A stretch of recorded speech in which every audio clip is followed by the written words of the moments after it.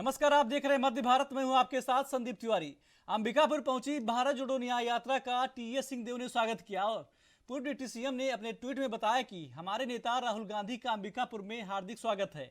आज राहुल गांधी और छत्तीसगढ़ के कांग्रेस प्रभारी सचिन पायलट के साथ अंबिकापुर के जनमानस को जागृत कर रही भारत जोड़ो न्याय यात्रा में सम्मिलित हुआ। यह यात्रा और राहुल का नेतृत्व प्रदेशवासियों को अन्याय के खिलाफ आवाज उठाने और न्याय के हक के साथ देश में उनकी भागीदारी मांगने की प्रेरणा दे रही है। कांग्रेस नेता जयराम रमेश ने आज की यात्रा की जानकारी दी और बताया कि आज भारत जोड़ो न्याय यात्रा 31वें दिन सरगुजा जिले के उदयपुर से शुरू हुई है।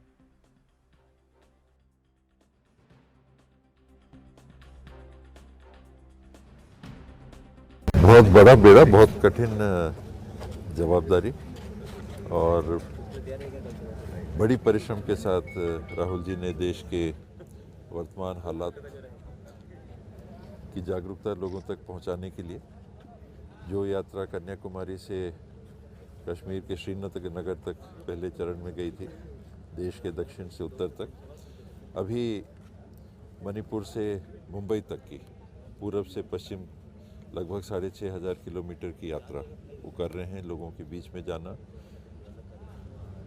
मिलना, जानकारियां लेना, जागरूकता फैलाने के लिए बातों को रखना अपनी, इसी यात्रा में वो निकले और हम सब के लिए बहुत ही गर्व, खुशी और सौभाग्य का विषय है कि इस मार्ग को उन्होंने चुना। सरगुजा होते हुए वो आगे जा रहे हैं। हम सब उनके स्वागत के लिए और उनके साथ शामिल होने के लिए। ये दुर्भाग्य रहता है कि आम लोग उस बात को महसूस नहीं करते कि जो हम देखते हैं कि चंडीगढ़ के मेयर के चुनाव में पूरी व्यवस्था को अपहृत कर लिया जाता है। यहाँ हमको दिखता है हमारे साथ तो कुछ नहीं हो रहा, मेरे साथ तो कुछ नहीं हुआ, आपके साथ तो कुछ नहीं हुआ, लेकिन देश में जिस तरह से फासिस्टवादी सोच के लोग प्रजातांत्रिक माध्यम से सत्ता में पहुंच गए हैं और जिस तरह से वो सारी व्यवस्थाओं को जकड़ ले रहे हैं, हमारे विचार से ही हम जैसा सोचेंगे, हम जैसा चाहेंगे वैसे ही करना। प्रजातंत्र स्थापित ही इसीलिए किया गया था कि एक व्यक्ति की ना चले, एक सामंत की ना चले, एक तानाशाह की ना चले, लोगों की राय चलनी चाहिए। वो व्यवस्था जो संविधान के माध्यम से स्थापित स्वतंत्र प्रजातांत्रिक गणराज्य भारत में हुई थी, वो ध्वस्त होती जा रही है, वो बुरी तरह से प्रभावित हो रही है और इसीलिए आवश्यकता पड़ रही है कि समय रहते हुए लोगों को ये संदेश पहुंचाने का प्रयास किया जाए कि आप समझिए कि हो क्या रहा है देश में। ऊपर से नहीं दिखता, लेकिन अंदर से जिस तरह से सभी संस्थाओं को कब्जे में ले लिया जा रहा है और उसके माध्यम से सोचा नहीं जा सकता था कि एक मेयर के चुनाव को, चंडीगढ़ के मेयर के चुनाव को सबसे बड़े शहरों में देश के माना जाता है, विकसित शहरों में माना जाता है, हाई कोर्ट के निर्देश के बाद ऑन कैमरा चुनाव हो रहा है, रिकॉर्डिंग हो रही है उसकी, और फिर भी ऐसा किया जा सकता है। क्या लगता है बाबा, इस यात्रा से कितना असर पड़ेगा लोकसभा चुनाव में? लोकसभा चुनाव सीधा उद्देश्य नहीं है, लोगों के बीच में ये संदेश पहुंचाना है और लोकसभा चुनाव के लिए लोगों की मानसिकता जागृत हो, ये उद्देश्य है। जरूर प्रभाव पड़ेगा। क्या लगता है 11 सीट छत्तीसगढ़ में किस तरह से देखते हैं, कांग्रेस कितने मिलेगी? मध्य प्रदेश कांग्रेस की युवा इकाई मंगलवार को विधानसभा का घेराव करने के लिए पहुंची।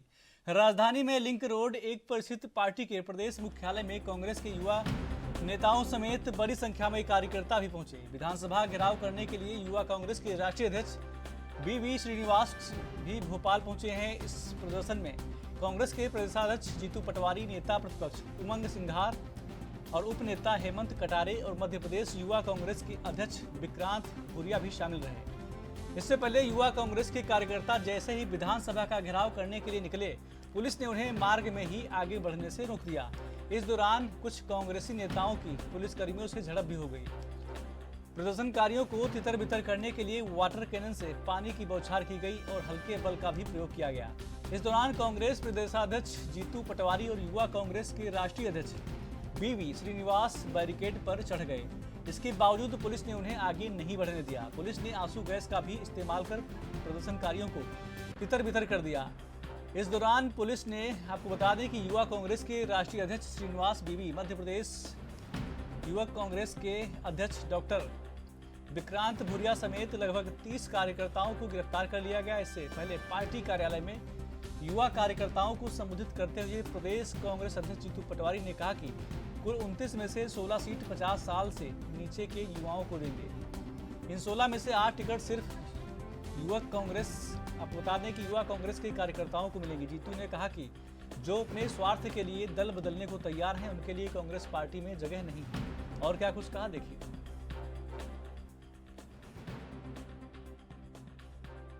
जुआ लीगलाइज कर दिया, मतलब जुए सट्टे की सरकार सुनी हमने।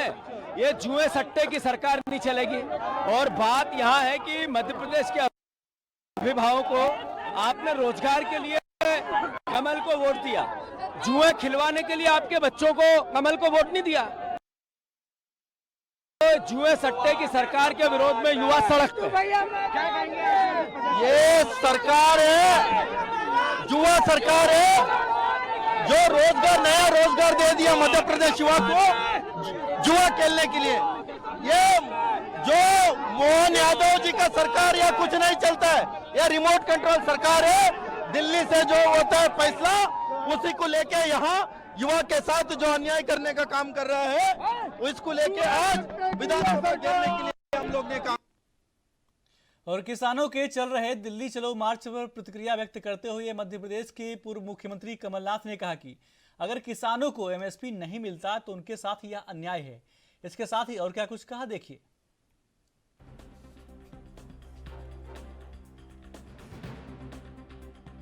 आवश्यक है किसान आंदोलन, क्योंकि मध्य प्रदेश, खास करके मध्य प्रदेश में, क्योंकि मध्य प्रदेश की 70% अर्थव्यवस्था कृषि क्षेत्र पर आधारित है और किसानी आर्थिक गतिविधि पैदा करते हैं। किराने की दुकान गांव में चलती है जब किसान की जेब में पैसा होता है, पर एमएसपी ना मिले, किसानों के साथ लगातार ये अन्याय होता रहा है।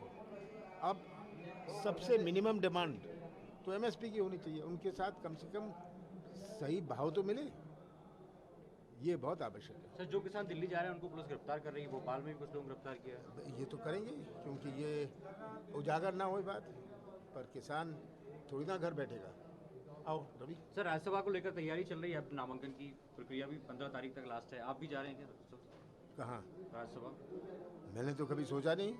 पार्टी कहेगी तो सर? नहीं, हर सेशन में करता हूँ, ये परंपरा बनी हुई थी। कई विधायकों ने कहा इस दफे आपने बुलाया नहीं, मैंने कहा आ जाओ।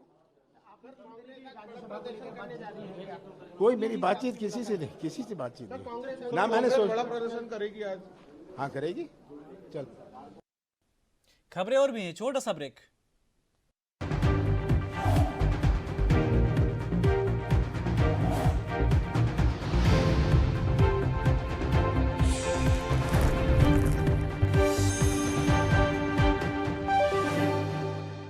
ब्रेक के बाद स्वागत है आपका। खबरों में आगे बढ़ते हैं। छत्तीसगढ़ में पीएससी मामलों को लेकर बीजेपी शुरू से ही पूर्व की कांग्रेस सरकार के खिलाफ मुखर रही थी। वर्तमान में अब छत्तीसगढ़ में बीजेपी की सरकार बनने के बाद इस मामले की सीबीआई जांच करवाई जा रही है। इसी बीच वन मंत्री केदार कश्यप ने कहा कि पूर्व में कांग्रेस सरकार ने छत्तीसगढ़ को भ्रष्टाचार का गढ़ बना दिया था।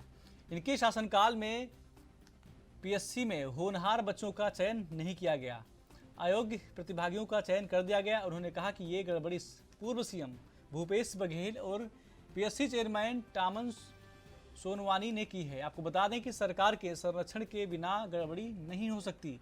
साथ ही वन मंत्री ने पूर्व की भूपेश सरकार पर आरोप लगाते हुए कहा कि कांग्रेस सरकार के समय छत्तीसगढ़ में सीबीआई को बैन कर दिया गया था। और क्या कुछ कहा, देखिए।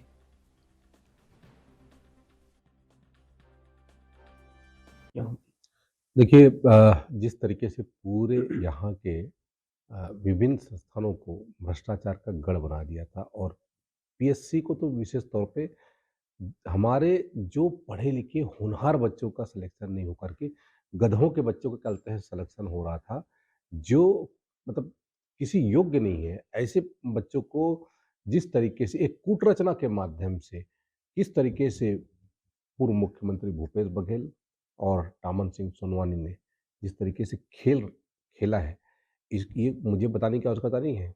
हम लोगों ने लगातार इस पर धरना प्रदर्शन बहुत सारे हम लोगों ने कार्यक्रम किए, लेकिन सरकार सीबीआई को बल्कि बैन कर दिया था, क्योंकि वो नहीं चाहती थी कि इस तरीके से यहाँ पर कोई उनके भ्रष्टाचार को रोकने वाला कोई हो। लेकिन हमारी सरकार जैसी आई वैसी सीबीआई को फिर से चलन में लाया और सीबीआई को इस पूरे मामले को सौंपा है। हमें विश्वास है कि हमारे छत्तीसगढ़ के होनहार बच्चों के भविष्य के साथ जो खिलवाड़ करने वाले हैं, उनके ऊपर कड़ी से कड़ी। देखिए, सरकार बदलने के बाद से ही जब से कांग्रेस को लगा कि ये यहाँ पर हमारे लोगों को बैठाना चाहिए, तो उन्होंने पूरा सिस्टम को हाथ में लेकर के ऐसे जो कहते हैं लोग हैं, जो उनके समर्थक हैं, ऐसे लोग जो कहते हैं उनके चहेते कहते हैं अधिकारी हैं, उनके बच्चों के अपने परिवार के बच्चों को वहाँ पर उन्होंने सेलेक्ट करवाया और हमारे बच्चों को के भविष्य के साथ में खिलवाड़। कुल युवाओं के साथ में कोई अन्याय नहीं होगा और जिस तरीके से यहाँ पर पीएससी में इन्होंने इतना बड़ा घोटाला किया, उस पर सीबीआई की जांच संचित हुई है। यदि हमारे यहाँ पर यदि व्यापम में इस तरीके से गड़बड़ी हुई होगी तो उसके ऊपर भी कार्रवाई हो। जी। लोकसभा चुनाव से पहले पूर्व सीएम कमलनाथ के गढ़ छिंदवाड़ा में कांग्रेस को बड़ा झटका लगा है। दरअसल विधानसभा चुनाव में विधायक प्रत्याशी की टिकट न मिलने के चलते पार्टी से बगावत कर चौराई विधानसभा क्षेत्र से निर्दलीय चुनाव लड़ने वाले युवा कांग्रेस नेता बंटी पटेल ने बीजेपी के प्रदेश ऑफिस पहुंचकर प्रदेशाध्यक्ष बीडी शर्मा के सामने बीजेपी की सदस्यता ग्रहण कर ली। इस मौके पर उनके साथ कांग्रेस के 50 से अधिक सरपंच, ब्लॉक और क्षेत्रीय पदाधिकारियों ने भी बीजेपी की सदस्यता ग्रहण की है। दरअसल विधानसभा चुनाव में बंटी पटेल ने निर्दलीय चुनाव लड़ते हुए लगभग 17,000 वोट लिए थे।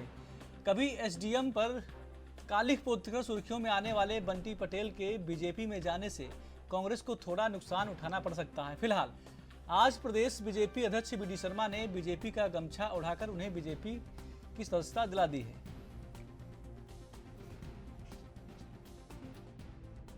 आज भारतीय जनता पार्टी मध्य प्रदेश में छिंदवाड़ा के हमारे वहाँ के भाई बंटी पटेल और कई जनपद, जिला पंचायत और कई सरपंचों ने आज बड़ी संख्या में भारतीय जनता पार्टी की सदस्यता ग्रहण की है। माननीय प्रधानमंत्री नरेंद्र मोदी जी के नेतृत्व में देश के अंदर जिस प्रकार से आज भारतीय जनता पार्टी लगातार काम कर रही है, तो आज छिंदवाड़ा के लोगों ने भी संकल्प लिया है कि जो प्रधानमंत्री ने कहा कि भारतीय जनता पार्टी अब की बार 370 के पार जाएगी और मध्य प्रदेश के अंदर बची हुई एक सीट जो छिंदवाड़ा है वो भी सबने संकल्प लेकर के सवार इतिहास बनाएंगे और छिंदवाड़ा में विजयश्री हासिल करेंगे। यही संकल्प के साथ सारे भाई बंधुओं को मैं बधाई देता हूँ और शुभकामना देता हूँ और विश्वास दिलाता हूँ कि भारतीय जनता पार्टी अपना एक परिवार है और परिवार के नाते से हम सब मिलकर के काम करेंगे। इस बार छिंदवाड़ा में परचम फहराएंगे। इसके प्रधानमंत्री का सपना है कि हर गरीब परिवार को आवास मिले, जिस सपने को साकार करने पर छत्तीसगढ़ की भाजपा सरकार लगातार काम करती दिखाई दे रही है। छत्तीसगढ़ में बीजेपी की सरकार बनने के बाद से ही सतत प्रक्रिया के तहत लोगों को आवास देने के लिए सूची तैयार की जा रही है, लेकिन इसके विपरीत आपको बता दें कि जिधन साहू नामक एक मजदूर पिछले 2 सालों से आवास के लिए सरकारी दफ्तरों की चक्कर काटने को मजबूर है। लेकिन परेशान होकर जिधन साहू कलेक्टर परिसर में अपने 2 बच्चों के साथ आत्मदाह करने की मंशा से पेट्रोल लेकर जन दर्शन में पहुंचा। उधर दुर्ग कलेक्टर को जब इसकी जानकारी प्राप्त हुई, तत्काल कार्रवाई करते हुए मामले से संबंधित अधिकारियों एवं एसडीएम को निर्देशित किया और पुलिस की टीम बुलाकर पेट्रोल से भरी बोतल को सरेंडर करवाया।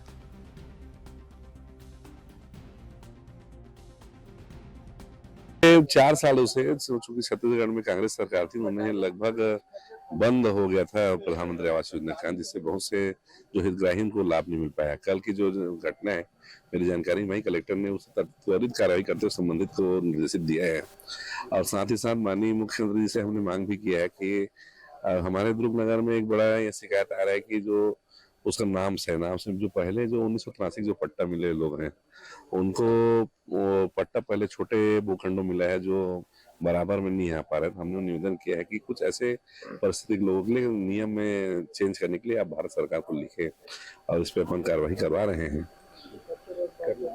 तो आपके माध्यम से ही पता चला कि कलेक्ट्रेट परिसर में एक आवेदक हैं जो बहुत परेशान है प्रधानमंत्री आवास योजना में उनकी एप्लीकेशन को लेकर के। तो अभी जो कंसर्न उनके डिपार्टमेंट के अधिकारी हैं उनको निर्देशित किया गया है कि उनकी पात्रता के अनुसार उनकी समस्या का निराकरण करेंगे और अगर उनका परिवार किसी और कारण से भी अगर परेशान है तो उसका पूरा परीक्षण करके उनको जो भी यथासंभव सहायता होगी वो प्रशासन के द्वारा दी जाएगी।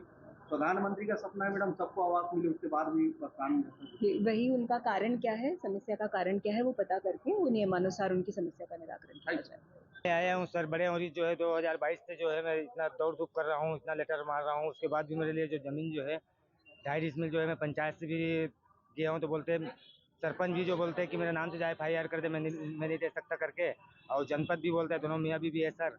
और वहाँ पूरा घाट ज़मीन को मेरे देखते हुए अभी जो है ना पूरा बड़े बड़े जिसके पास 40 एकड़ 50 एकड़ जमीन है वो फार्म बना कर रखे है और खेत बो रहा है और मेरे जीवन यापन करने के लिए जो 2.5 में मांग कर रहा हूँ तो मेरे को कुछ नहीं दे रहा है। तहसीलदार के पास भी गया, तहसीलदार भी मेरे को चंद्रशेखर जून काट के भगा दिया और थाना वाले भी मेरे को कोई सुनवाई नहीं किया, मेरे को झूठा इंजाम लगा, जबकि मेरे चोरी के एक भी केस नहीं है कोर्ट में किया, जहाँ भी पता करने कर ले, है ना।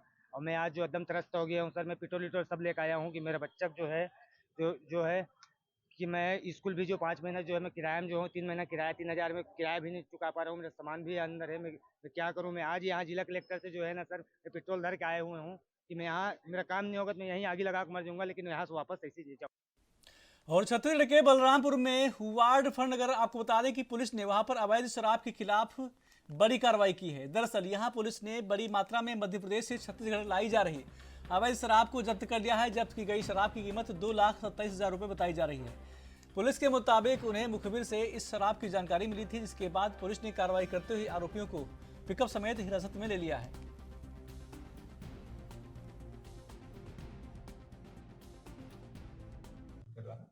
तभी वो पिकअप पुलिस को देखकर चकमा देकर भागने का प्रयास किया गया, जिसको पीछा करते हुए अस्पताल के पास में रोका गया और रोक करके पूछताछ किया गया और उसकी तलाशी ली गई। तलाशी ले जाने पर उसके पिकअप के अंदर भरे हुए सब्जी के कार्टून के बीच में 44 पेटी शराब जब्त किया गया है उसके कब्जे से, जिसकी कीमत लगभग 2,27,000। बुलेटिन में मेरे साथ इतना ही। देश प्रदेश की तमाम खबरों के लिए देखते रहिए ANB न्यूज। नमस्कार।